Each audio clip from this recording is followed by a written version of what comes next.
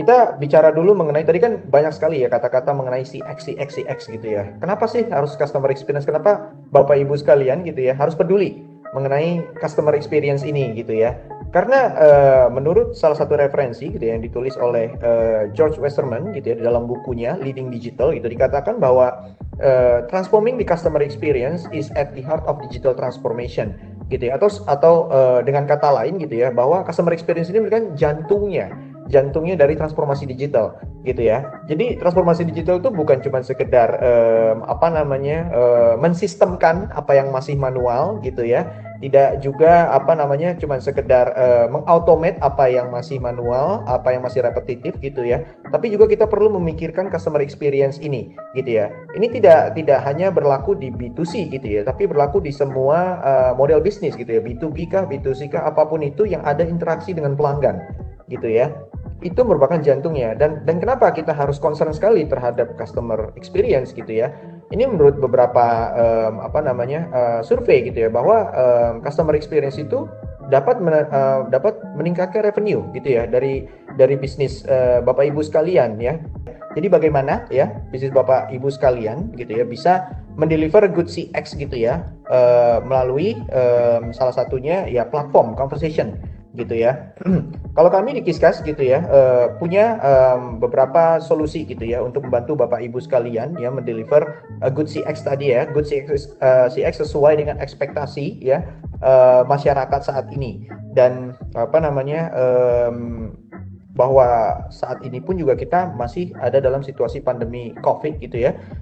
Tapi memang ada beberapa opportunity yang bisa kita leverage gitu ya. Karena COVID ini ya menimbulkan adanya beberapa kebiasaan baru gitu ya, new normal ya sebenarnya bisa kita leverage.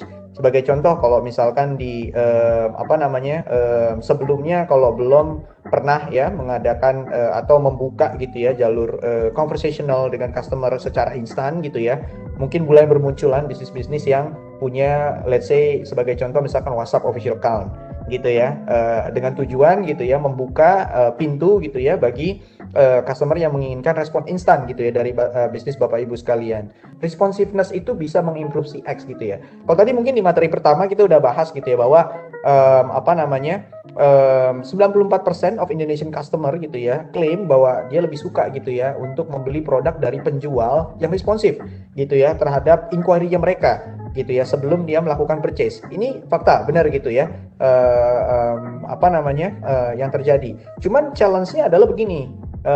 Oke, kalau responsif customer, kalau misalkan dia ada inquiry mau bertanya, itu kita nggak bisa tebak gitu ya. Kadang-kadang bisa juga terjadi di luar jam kerja gitu ya, di luar jam kerja, di luar hari kerja juga possible gitu ya. Ini benar-benar nggak bisa kita predik gitu kan. Tapi sekali lagi poinnya kita di sini mau mendeliver good CX gitu ya, atau excellent CX tadi.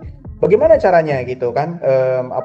Biar kita tetap juga bisa merespon ya calon pembeli gitu ya, atau mungkin existing client gitu ya, inquiry-nya yang kita dapat di luar jam kerja dan di luar hari kerja gitu ya.